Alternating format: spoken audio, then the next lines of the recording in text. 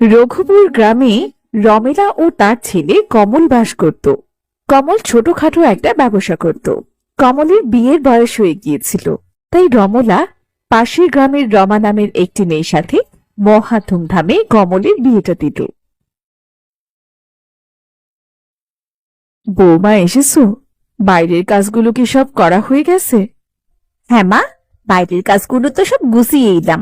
আপনি উঠুন, আমি রান্না করছি। আহ, কি লক্ষ্মীমন্তর বউ হয়েছে আমার। নাও বসো, আমি তবে গরুর থেকে দুধটা নিই। বেগুন আর শাক রান্না করবে। কমল খেয়ে তো বের হবে, তাড়াতাড়ি রান্না করো কিন্তু। শাশুড়ি মা তো বলেছিল শাক আর বেগুন রান্না করতে। এই বেগুনগুলো জলে ডুবছে না কেন? মা রান্না করলে তো দেখতাম সবজির ওপরে জল থাকতো। বেগুনে মনে হয় আরো জল দিতে হবে। আরে, এগুলো তো ডুবছেই না। থাক পড়ে, জল কিছুটা শুকিয়ে গেলে আবার দেব। আজ একটু বেশি দুধ হয়েছে মনে হচ্ছে। আজকের দুধ দিয়ে বৌমাকে বলবো পিঠা পুলি বানাতে।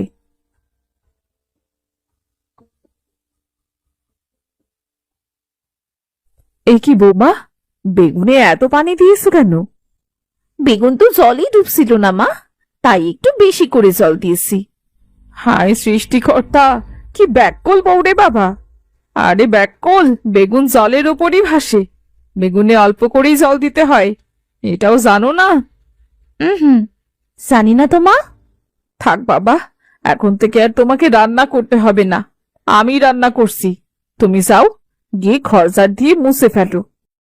জি মা, এক্ষুনি যাচ্ছি। খুব সহজ সরল বৌমা আমার। মা তো বলল ঘর ঝাড়ু দিয়ে মুছতে, ঝটপট ঘরটা মুছে ফেলি। আরে এই তো ঘরটা বেশ মোছা হয়ে যাচ্ছে, তবে একটু কষ্ট হচ্ছে। চাই তাড়াতাড়ি মুছে ফেলি।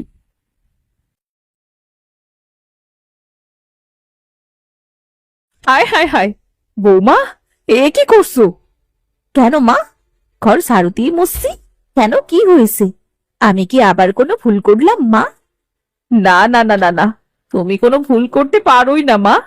বলি, কোনো ব্যাককল ঘর ঝাড়ু দিয়ে ঘর মুছে?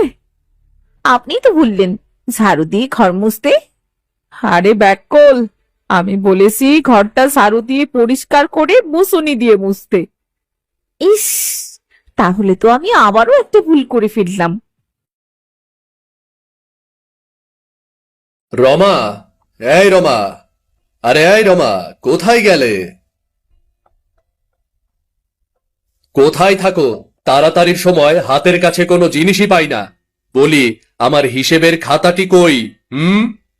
সেটা তো পুড়িয়ে ফেলেছি। পুড়িয়ে ফেলেছো মানে? কেন, কাল রাতে তুমি বললে না হিসেবের ওই খাতাটা তোমার মাথা গুলিয়ে ফেলে। তাই আমি ভেবে দেখলাম হিসেবের খাতাটি না থাকলে তোমার আর হিসেব করা লাগবে না, আর মাথাও গুলাবে না। আরে বেকাল, এটা তুই করেছিসটা কি? আমার ব্যবসার সব হিসাব ওই খাতায় ছিল। তোর মনে হয় গলাটা চেপে ধরি আমি। কি যে করো না বৌমা, না জিজ্ঞাসা করে তোমার এমন বুদ্ধি খাটাতে কে বলেছে? আমার কি দোষ? আমি তো ভালোর জন্যই করেছিলাম।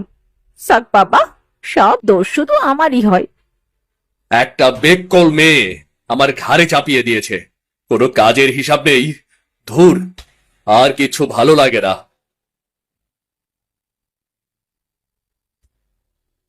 সাক বাবা, আমি আবার কি করলাম? এজন্যে কারো ভালো করতে নেই। বৌমা, ও বৌমা, ইস, মাজার ব্যথাটা যেন আবার বেড়েছে বৌমা। মা মনে হয় ডাকছে, যাই গিয়ে শুনে আসি তো।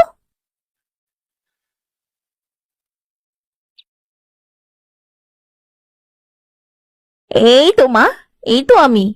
কিছু বলবেন? হ্যাঁ বৌমা, মাজার ব্যথাটা বড্ড বেড়েছে। তুমি চুলায় ভাতগুলো বসিয়ে দাও। আজ আর মনে হয় আমি রান্না করতে পারবো না। ঠিক আছে মা, আমি এক্ষুনি বসিয়ে দিচ্ছি।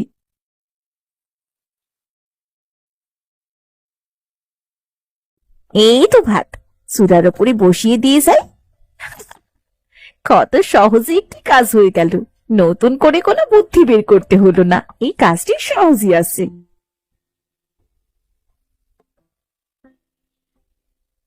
বউ তো বড্ড ব্যাকুল, না একটু শুয়ে থেকেও শান্তি নেই।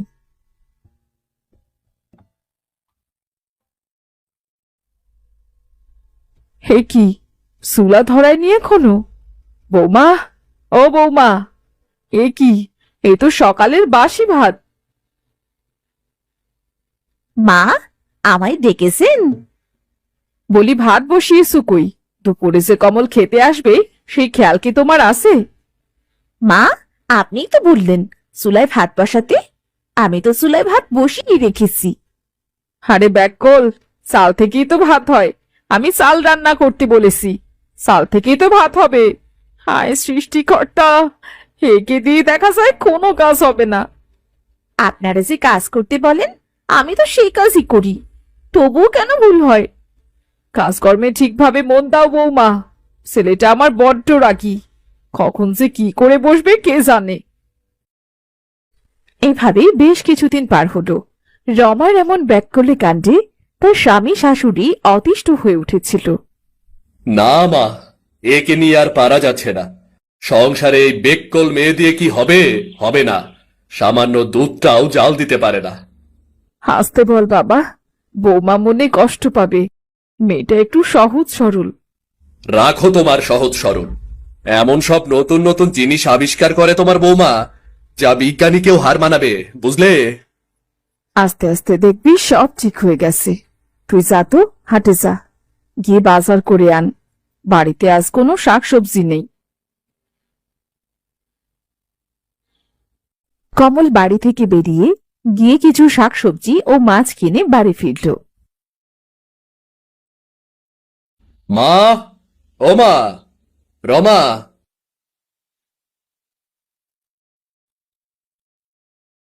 এই যে তোমরা এখানে, এই যে দেখো বাজার করে নিয়ে এসেছি। মাছ এনেছো? ও মা, এই তো দেখছি মাছগুলো নড়ছে। হ্যাঁ, মাছগুলো জ্যান্ত। জ্যান্ত মাছগুলো ভাজি করে ফেলো। এমন টাটকা মাছ ভাজি করলে আর সাথে গরম ভাত, আহ কি মজা হবে। বৌমা, আগের দিন তো মাছ ভাজি শিখিয়েছিলাম, সেইভাবেই মাছগুলো ভাজি করে ফেলো। আর শোনো, যেন কোনো বুদ্ধি খাটাতে যেও না। ঠিক আছে মা, আমি এক্ষুনি মাছগুলো জ্যান্ত জ্যান্ত ভাজি করে আনছি।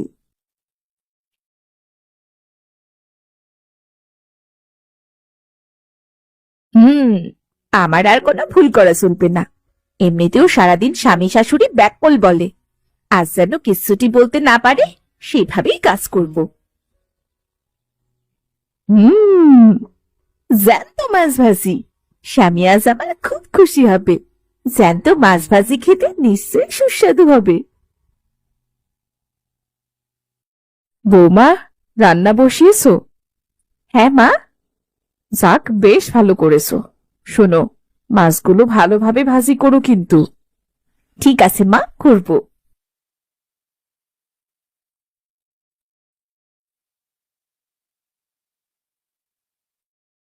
এই নাও তোমার জ্যান্ত মাছ ভাজি।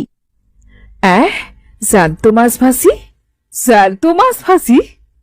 হ্যাঁ মা, দেখতে কত সুন্দর হয়েছে বলুন, খেয়ে দেখুন, আরো বেশি সুস্বাদু।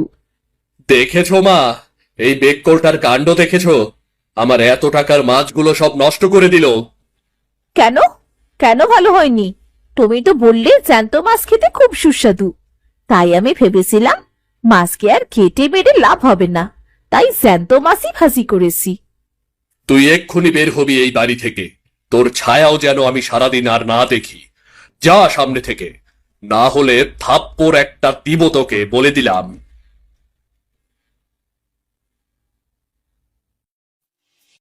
রমা বাড়ি থেকে বেরিয়ে রাস্তা দিয়ে হাঁটতে লাগলো। আমি শাস্তিটা কোথায়?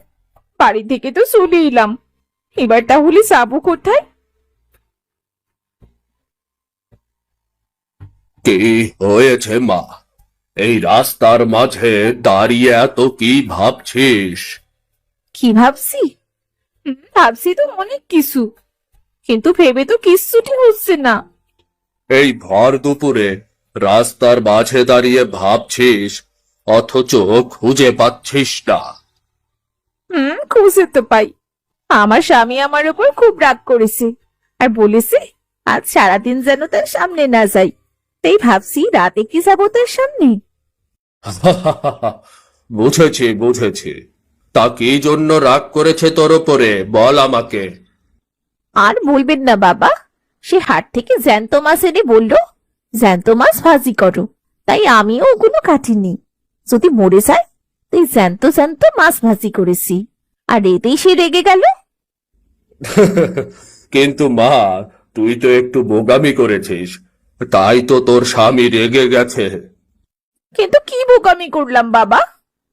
শোন মা, জ্যান্ত মাছ বলতে সে বুঝিয়েছে জ্যান্ত মাছ কেটে কুটে ভাজি করলে খেতে ভালো লাগে, কিন্তু তুই মনে করেছিস মাছগুলো জ্যান্ত ভাজি করতে হবে, তাই না? তাই তো। এমন ভাবে আসলে তো কখনো ভেবেই দেখিনি। কিন্তু এখন তো আর কোনো লাভ নেই, মাছগুলো তো সব নষ্ট হয়ে গেছে। শোন মা, একটা কথা বলি, কোনো কিছু করার আগে ভেবে নিবি। যদি পরিপূর্ণ সিদ্ধান্ত নিতে না পারিস, তবে তোর স্বামী শাশুড়িকে ভালো করে জিজ্ঞেস করবি। তারপর কেমন করে তারা দেখিয়ে দেয় সেইভাবে কাজ করবি, কেমন? আচ্ছা ঠিক আছে, কিন্তু বাবা আমি রাতেই বাড়ি ফিরবো। উনি তো বলল সারাদিন যেন তার সামনে না আসি। এই নে, এই মাছটি নিয়ে ভালোভাবে কেটে ধুয়ে তারপর ভাজি করে তোর জামাইকে খেতে দে। দেখবি তোর ওপরে কোনো আর রাগ থাকবে না, বুঝলি? ধন্যবাদ বাবা, তাহলে আমি যাই। হ্যাঁ, আসলে আমি ব্যাকুল। মাছ কেউ না কেটে ধুয়ে ভাজি করে নাকি? উনি মাছ ভাজি দেখলে খুব খুশি হবে।